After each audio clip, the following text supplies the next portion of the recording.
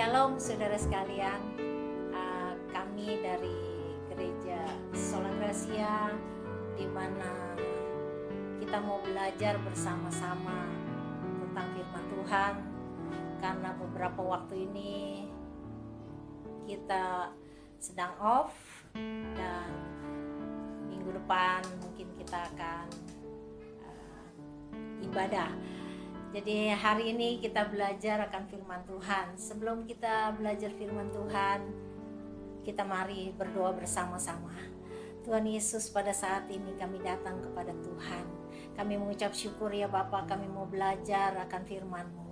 Biarlah firman-Mu ini ya Tuhan menjadi benih yang membuat kami kepenuhan di dalam Kristus. Dan kami serahkan dalam tangan Tuhan, dan Kau pakai hamba-Mu dalam menyampaikan firman-Mu, diurapi supaya setiap yang mendengarnya diberkati oleh Tuhan dan hidup dalam kelimpahan, yaitu kepenuhan akan kuasa Tuhan. Dalam nama Tuhan Yesus Kristus, haleluya, amin. Saudara sekalian, di dalam perjalanan hidup kita, saudara, kita sebagai anak Tuhan, kita kenal siapa Tuhan Yesus Kristus yang menjadi kepercayaan buat setiap kita, khususnya buat anak-anak Tuhan. Kita punya iman yaitu kepada Yesus Kristus. Saudara sekalian, iman kita itu bagaimana dengan perjalanan kehidupan kita sekarang ini. Saudara, ada gereja-gereja yang belum ibadah karena memang keadaan seperti ini. Ada hal-hal di mana situasi yang membuat banyak orang yang di PHK.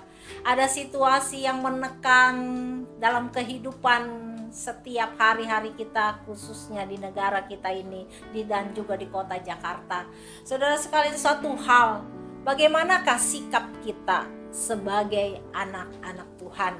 Saudara sekalian, firman Tuhan hari ini mengajarkan kepada kita, yaitu di dalam Kolose, di mana Kolose 2 ayat 6. Di sini saya akan berikan satu judul dan tema buat belajar hari ini tentang firman Tuhan, yaitu tentang kepenuhan hidup dalam Kristus.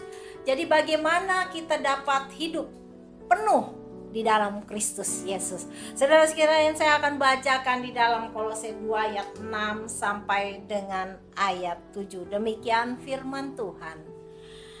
Kamu telah menerima Kristus Yesus, Tuhan kita. Karena itu, hendaklah hidupmu tetap di dalam Dia. Hendaklah kamu berakar di dalam Dia dan dibangun di atas Dia. Hendaklah kamu bertambah teguh dalam iman yang telah diajarkan kepadamu, dan hendaklah hatimu melimpah dengan ucapan syukur. Saudara sekalian, ada 4 hal yang kita belajar poin-poin pada hari ini. Yang pertama yaitu kamu telah menerima Kristus Yesus Tuhan kita.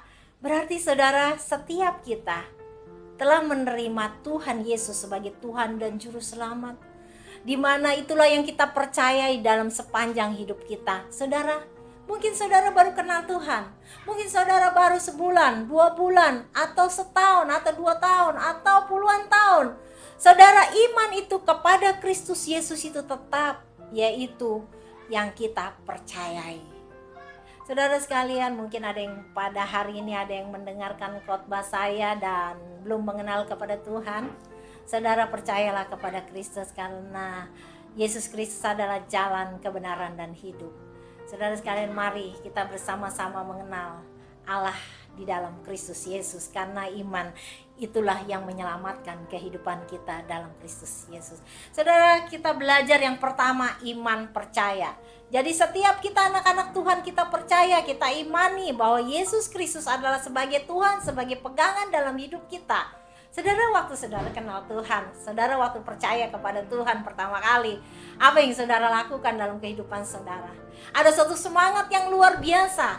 Ada suatu semangat bahwa saudara menjadi anak Tuhan, sebagai milik Tuhan, dan saudara melakukan perjuangan dalam iman saudara yang luar biasa.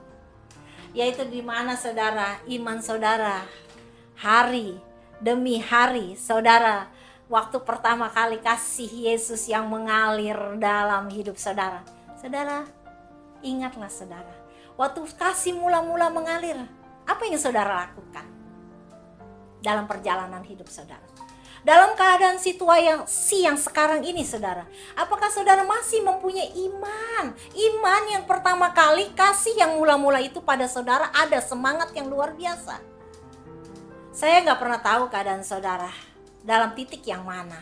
Tapi pada hari ini firman Tuhan mengajarkan kepada kita, yaitu iman kita, posisi iman kita ada di mana. Yang Tuhan mau, di dalam Wahyu pun dikatakan waktu Tuhan Yesus datang yang kedua kali, saudara, kasih kita kepada Tuhan itu jangan menjadi suatu hal yang abu-abu, artinya panas enggak, dingin enggak. Saudara, kasih Tuhan itu harus mempunyai kasih yang mula-mula. Saudara, situasi sekarang ini kita lihat keadaan dan kita nggak pernah tahu kapan kedatangan Tuhan Yesus yang kedua kali. Tapi satu hal mengingatkan pada hari ini kepada saya dan saudara, bahwa kasih mula-mula itu harus ada di dalam setiap kehidupan kita, yaitu iman kepada Tuhan Yesus Kristus. Itu yang Tuhan mau, supaya hidup kita terus dipenuhi oleh kuasa Kristus. Saudara sekalian, itu yang pertama kita belajar, iman kita harus teguh. Iman kita harus mempunyai, yaitu kasih mula-mula itu harus tetap ada. Lalu bagaimana saudara untuk kasih ini tetap ada? Lalu bagaimana supaya kasih itu tetap ada, semangat itu tetap ada, cinta gelora, cinta yang mula-mula itu tetap ada? Saudara, firman Tuhan diajarkan pada hari ini, yaitu hendaklah kamu hidupmu tetap di dalam Dia. Saudara, percayalah saudara, Tuhan mengajarkan kepada kita, yaitu tetap hidup di dalam Dia. Saudara, kalau kita ilustrasikan misalnya suatu barang ya saudara, suatu benda saudara, kemudian saudara, kalau benda itu kita pegang, berarti benda itu adalah dengan mudah sekali kita pegang saudara, kita bisa ambil. Tetapi kalau benda itu kita masukkan suatu tempat saudara, suatu tempat di mana tempat itu ada, kita taruh saudara, maka benda itu ada di dalam tempat yang kita taruh saudara sekalian. Ada satu hal ilustrasi di sini, bahwa untuk mengambil benda di dalam tempat yang kita taruh itu harus melalui ada satu tempat, yaitu kita harus melalui tempat itu. Demikian dalam kehidupan kita. Kalau hidup kita, iman kita itu ada di dalam Kristus, tetapi saudara, dalam perjalanan hidup ini ada hal-hal yang membuat kita kasih itu hilang saudara. Itulah mengapa bisa terjadi, karena kita tidak hidup di dalam Tuhan, tidak hidup di dalam Dia. Hari ini Tuhan mengajarkan kepada kita, hendaklah hidup kita itu ada di dalam Dia. Artinya di dalam Dia itu bagaimana saudara? Di dalam Dia itu artinya saudara, kita itu hidup ada di dalam jalan-jalannya Tuhan, ada di dalam firman-Nya Tuhan. Kita mengikuti apa yang Tuhan mau, kita ikuti bukan apa maunya kita. Saudara, kebenaran manusia itu banyak sekali saudara. Kalau kebenaran manusia saudara itu menganggap dirinya benar, adakah di dunia ini yang benar? Tidak ada yang benar seorang, termasuk saya. Tetapi yang benar itu adalah Yesus Kristus. Yang benar itu adalah Tuhan sendiri. Karena itu marilah kita hidup di dalam Kristus. Kalau kita hidup artinya kita dalam cengkeraman dari Yesus. Artinya kita harus berjalan sesuai di dalamnya Yesus, yaitu sesuai firman Tuhan. Mari saudara, agar supaya yang pertama iman kita, kasih kita mula-mula itu ada, terus semangat. Kita harus hidup, yang kedua yaitu kita harus hidup di dalam Kristus Yesus. Saudara sekalian, memang saudara, sekarang ini posisi kita masih ada di dalam dunia. Kita ada di dunia. Tetapi saudara, yang Tuhan kehendaki, walaupun kita masih ada di dunia, tapi kita hidup di dalam naungan, yaitu Kristus Yesus. Artinya hidup kita itu, jalan-jalan kita dikuasai oleh firman Tuhan. Karena itu saudara sekalian, sebagai anak Tuhan yang punya iman Kristus, pertanyaan saudara pada hari ini kepada saudara, seberapa jauh saudara itu ada di dalam Kristus? Itulah yang menentukan langkah hidup saudara. Itulah yang menentukan perjalanan hidup saudara. Saudara, walaupun situasi seperti apapun dalam dunia ini, kalau saudara ada di dalam kehidupan Kristus, seperti benda itu ada di dalam, kita taruh satu tempat, maka ada dalam naungan benda itu. Saudara sekalian, mari kita, roh kita, hidup kita, semuanya ada dalam Kristus Yesus. Karena itu saudara sekalian, mari saudara, setiap kita, termasuk saya, sebelum kita lakukan sesuatu perjalanan hidup ini hari demi hari, saudara, kita langsung berhubungan melekat dengan Tuhan. Kita langsung ya saudara, kita hidup di dalam Kristus. Karena itu kita mohon kepada Tuhan setiap hari. Bukan kita mohon kepada Tuhan atau suatu hal yang meminta kepada Tuhan itu sepertinya Tuhan itu adalah sebagai hal, kalau dibilang orang-orang bilang ya satpam cuma jagain seperti itu. Tidak saudara. Kita meminta kepada Tuhan karena kita tahu Bapa, Dia sebagai Bapa yang luar biasa. Allah yang kita sembah adalah Allah yang luar biasa. Allah pencipta langit dan bumi ini. Allah pencipta saudara dan saya. Saudara sekalian, siapakah kita ini saudara? Kita ini tidak ada apa-apanya. Karena itu sadarlah saudara. Sadarlah dalam hidup kita ini, kita masuk ke dalam kuasa hadirat Tuhan. Penting sekali dalam kehidupan masa-masa sekarang ini. Tanpa kita hidup di dalamnya Tuhan saudara, saudara dan saya itu akan terseret oleh dunia. Karena saudara di luar dari Kristus. Tetapi kalau kita ada di dalam Kristus, saudara sekalian, apapun yang terjadi saudara, kita tetap ada dalam kendalinya Tuhan. Kita tetap yaitu melakukan firman Tuhan. Saudara, berapa tahun saudara kenal Tuhan? Kemudian apa yang saudara pernah buat di dalam kehidupan kasih saudara kepada Tuhan? Saudara, Tuhan aja hanya inginkan kasih mula-mula itu ada pada kita semua. Saudara, kalau kasih mula-mula itu ada, iman kita itu kasih mula-mula kepada Tuhan itu ada, saya rasa saudara, damai sejahtera Allah itu ada pada setiap hati kita. Bahkan setiap langkah hidup kita, kita pembawa hadirat Allah. Dimanapun kita berada itu membawa damai. Jangan pernah kita menuntut orang supaya orang itu berdamai dengan kita. Saudara sekalian, kalau orang-orang yang tidak ada di dalam Kristus, jangan harap damai itu ada. Tetapi saudara sebagai anak Tuhan, saudara harusnya adalah orang-orang pembawa damai.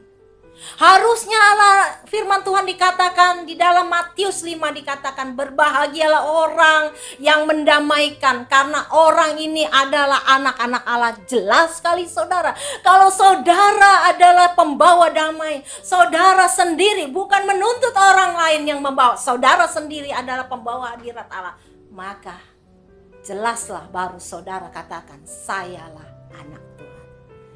Kalau saudara membuat satu konflik-konflik yang membuat penjaga-penjaga bahkan pengadu domba, apakah itu disebut pembawa damai? Suatu pertanyaan yang besar buat kita semua. Mari saudara, kita tidak perlu menghakimi satu dengan lain. Kita tidak perlu si A, si B, si C harus seperti ini. Tidak saudara. Tapi setiap kita, kitalah anak Tuhan. Kitalah yang membawa damai. Kitalah yang membuat damai di bumi ini supaya setiap orang mengenal salib Kristus. Supaya itulah misi daripada Tuhan, yaitu Dia disalibkan untuk menebus setiap dosa manusia, untuk mengenal Dia sepertinya, yaitu ditebus dosanya untuk mengenal Yesus seperti hidupnya seperti Dia. Itulah tujuannya salib Kristus. Salib Kristus, Tuhan Yesus menebus kita semua. Harus ingat saudara, kasih Kristus yang sempurna itu harus ada pada setiap kita. Saudara sekalian, hal ini kita harus belajar. Ini adalah suatu proses. Saudara sekalian, proses inilah harus ada buat setiap kita anak Tuhan. Bagaimana saudara? Yaitu kita harus belajar terus akan firman Tuhan. Firman Tuhan itulah yang membuat kita terus mengenal akan Tuhan. Firman Tuhan itulah tuntunan dalam sejarah kehidupan kita di bumi ini. Saudara, kita terlalu banyak memikirkan hal-hal masalah. Kita terlalu banyak dengan masalah-masalah kehidupan kita secara pribadi. Tetapi saudara, yang Tuhan mau adalah kepenuhan hati kita. Kepenuhan roh yang ada pada kita. Itulah saudara yang Tuhan mau. Berarti saudara, bukan berarti kita itu tidak memikirkannya. Bukan. Yang utama adalah hidup kita ada di dalam Dia. Kalau hidup kita itu ada di dalam Dia, saudara, percayalah saudara, janji Tuhan pasti digenapi. Segala yang dibutuhkan, segala yang diperlukan, Tuhan sudah sediakan. Janji Tuhan itu luar biasa. Tetapi saudara, kita harus tahu kapasitas kehidupan kita di dalam Dia. Itulah yang ditentukan adalah oleh Tuhan. Jadi kita tidak pernah berhak menuntut Tuhan. Karena kejadian-kejadian di dalam kehidupan ini adalah Allah turut bekerja di dalamnya untuk mendatangkan kebaikan buat kita semua, termasuk saya. Apapun yang terjadi, saudara sekalian, itu adalah seizin. Itu adalah satu kehendak yang Tuhan kehendaki buat kehidupan kita. Tetapi saudara, kalau kita terjadi sesuatu dalam hidup kita, belajar, itulah ada suatu ujian. Jangan kita menyalahkan orang lain. Jangan pernah itu karena A, B, C. Tetapi introspeksi diri kita sendiri, termasuk saya, kita semua mengajak saudara untuk datang kepada Tuhan supaya kita hidup kepenuhan di dalam Kristus, yaitu melakukan belajar firman Tuhan. Saudara sekalian, kalau kita saudara suatu hal di mana di dalam kehidupan ini kita itu waktu baca firman, terus udah gitu kita itu tidak mengerti atau gimana saudara, mintalah hikmat Tuhan. Bapa kita itu akan memberikan pewahyuan Roh Kudus yang luar biasa, yang benar buat kehidupan kita. Kita bisa mengerti apa maunya Tuhan. Roh Kudus yang memberikan kemampuan untuk mengerti apa arti firman Tuhan. Saudara, firman Tuhan itu luar biasa. Otak kita kecil, saudara, seperti batu kita lemparkan di laut, saudara, tidak kelihatan. Begitulah pikiran kita, saudara, sia-sia, tidak ada artinya. Tetapi kalau kita hidup di dalam Kristus, kita masukkan hidup kita ke dalam Kristus, kita menjadi besar. Hikmat Allah turun atas kita, damai sejahtera ada pada kita. Kita adalah pembawa hadirat Allah, kita menjadi dahsyat, kita menjadi teladan, kita menjadi suratan Kristus yang banyak jiwa dimenangkan karena melalui kita adalah pembawa hadirat Allah. Itulah yang Tuhan kehendaki pada hari ini, yaitu kepenuhan di dalam Kristus Yesus. Yang ketiga, lanjut ya saudara sekalian. Yang pertama tadi mengenai iman, yang kedua yaitu di mana kita hidup yang sesuai dengan firman Tuhan. Yang ketiga saudara, di dalam ayat ini dikatakan, saudara, dikatakan hendaklah kamu berakar di dalam Dia dan dibangun di atas Dia. Hendaklah kamu bertambah teguh dalam iman yang telah diajarkan kepada kamu. Saudara sekalian, inilah yang kita mau belajar, saudara. Kalau kita punya iman, terus kita udah belajar firman Tuhan, kita harus berakar di dalam Dia. Kita harus hidup di dalam Dia dan berakar di dalam Dia, yaitu di dalam firman Tuhan. Dan kemudian saudara dikatakan dibangun di atas Dia. Saudara, dibangun di atas firman Tuhannya, saudara. Itu membuktikan sepertinya satu pohon, saudara. Kalau berakar, kalau suatu tempatnya itu, tanahnya itu baik, sesuai, saudara. Pohon itu berakar, bertumbuh, dia akan bertumbuh dengan baik. Tanah itu adalah firman Tuhan, saudara sekalian. Yang ada yaitu dasar firman Tuhan, itulah yang membuat akar kita terus mengerti akan firman Tuhan. Makin kita mendalam, akar kita makin mendalam, kita mengerti tentang Tuhan. Bahkan kita mengenal Tuhan, bahkan kita kepenuhan dengan Tuhan. Saudara, yang ketiga dikatakan yaitu kita mau belajar dibangun. Dibangun setelah kita bertumbuh. Saudara, suatu pohon yang bertumbuh itu luar biasa sekali, saudara. Kelihatan, saudara, waktu jadi akar di bawah tidak kelihatan, saudara. Karena kita adalah persekutuan dengan Tuhan, karena kita adalah secara pribadi di dalam Tuhan, karena kita ada di dalam Dia. Waktu kita lihat pohon, akar itu tidak kelihatan. Tapi waktu tumbuh, saudara, itu kelihatan. Ini bicara apa, saudara? Bicara hal yang ketiga, yaitu karakter kita. Berapa lama saudara kenal Tuhan? Karakter apa yang saudara sudah bawa? Buah apa yang ada pada saudara? Saudara ingat, saudara, hari ini kita belajar bersama-sama. Sampai di mana buah yang ada pada saudara dan saya. Saudara sekalian, karakter itu penting dalam kehidupan kita.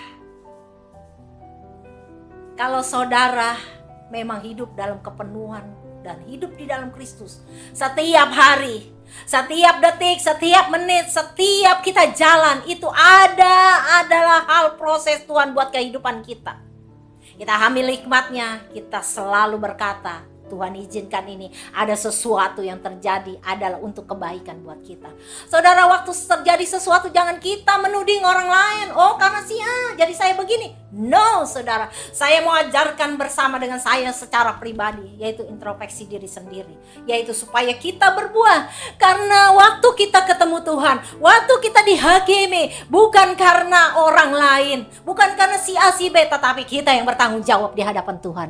Karena itu saudara, hari ini saudara, mari termasuk saya belajar yaitu karakter Tuhan.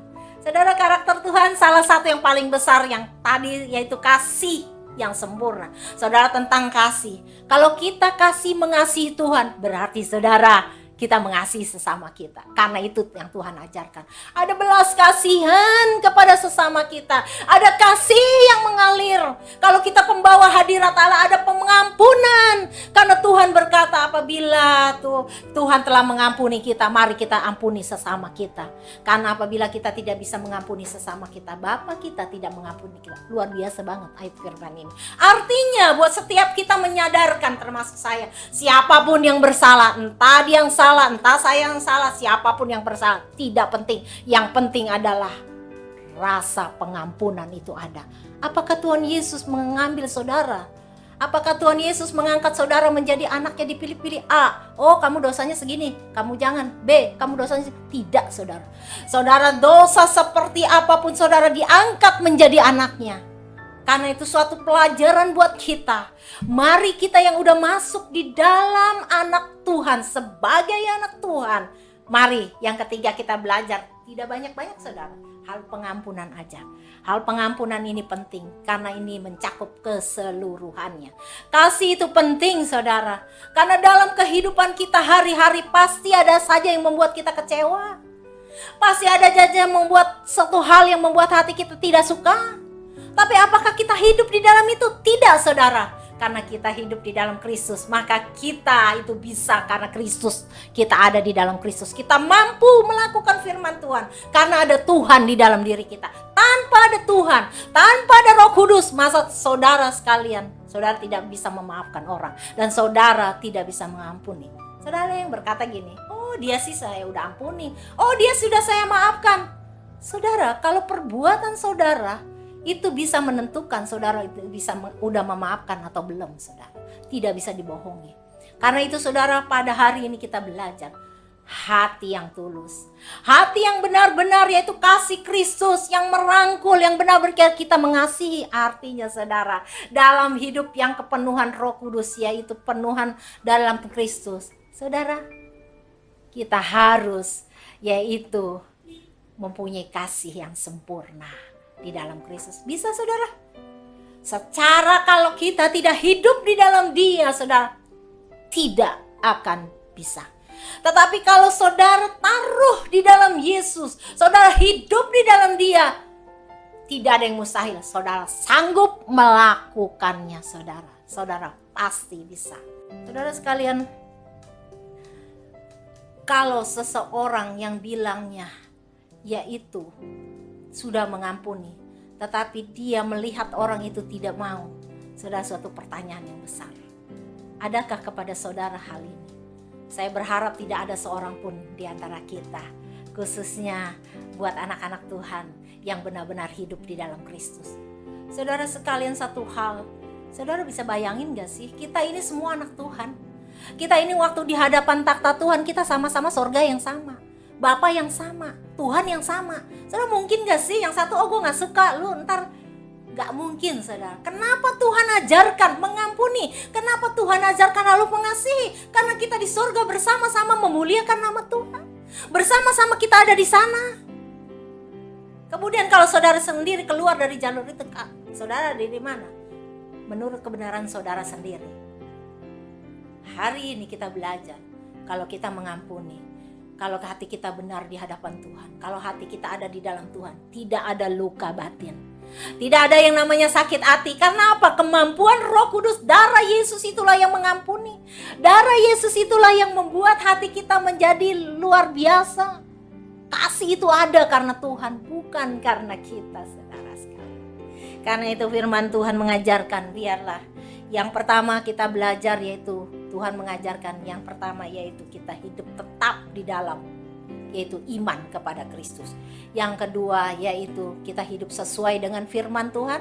Sesuai dengan firman Tuhan itu bisa kalau kita hidup di dalam Kristus Yesus. Di luar Kristus, walaupun saudara bilang percaya, tapi hidup saudara tidak taruh di dalam Yesus, itu tidak bisa. Yang ketiga, yaitu saudara dibentuk, yaitu bertumbuh.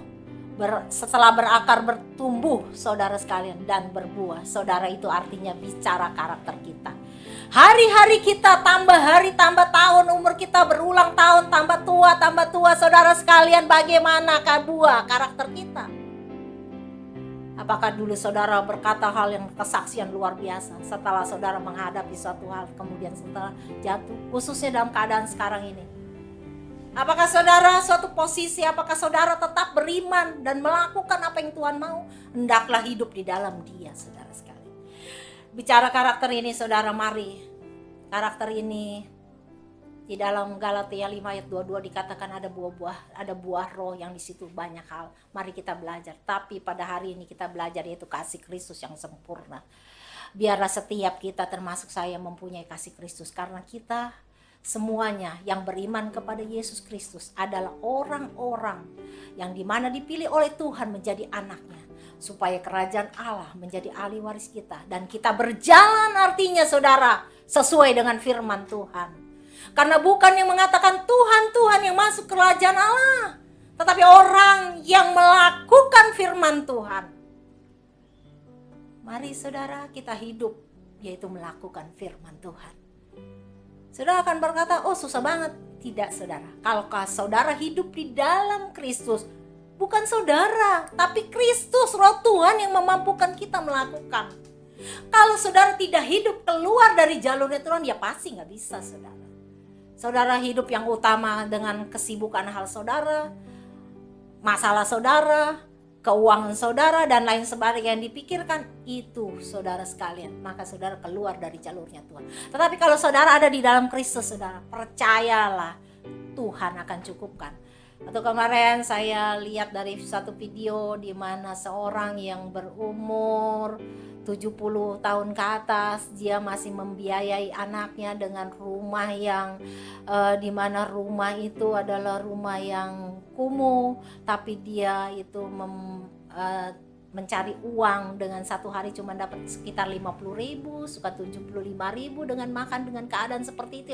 Dia membereskan yaitu menjadi seperti kipas angin rusak, rusak gitu yang elektronik dia perbaiki. Umurnya udah 70 ke atas tapi dia itu melakukannya. Saudara, waktu di situ yang saya mau katakan ini karena kenapa? Dia katakan waktu ditanya, Bapak seperti ini lakukan, apa yang ada di hati Bapak? Dia bilang, dia tetap bersyukur. Suatu hal yang luar biasa, saudara. Suatu hal yang luar biasa karena kenapa? Dia bilang karena Tuhan mengasihi dia. Karena Tuhan yang dia sembah adalah Tuhan yang benar. Sehingga dalam seperti itu aja saudara, dia bisa saudara bersyukur. Karena kenapa saudara? Karena dia hidup di dalam Kristus.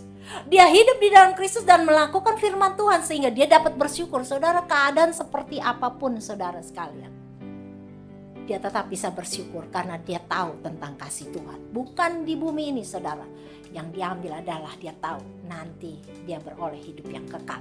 Karena itu saudara, yang keempat kita belajar di sini. Di sini dikatakan dan hendaklah hatimu melimpah dengan syukur. Ada satu hal di mana di hati saya secara pribadi saudara, Orang seperti itu bisa mengucap syukur karena dia hidup di dalam Kristus Yesus. Dia punya kasih, dia mengasihi akan Tuhan sempurna adanya.